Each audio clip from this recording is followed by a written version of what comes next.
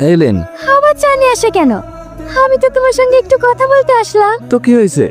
আপনি কি আমাদের বাড়িতে প্রতিদিন আসবেন নাকি? হ্যাঁ, কেন?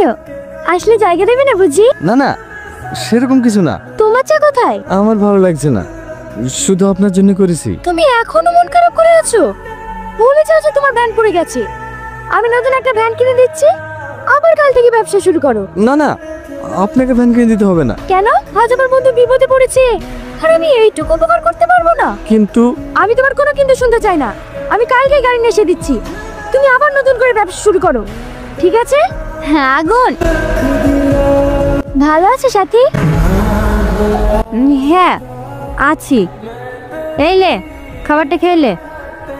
আমি এখন খাবো না সাথী। খাবো না বললে হবে? দেখি।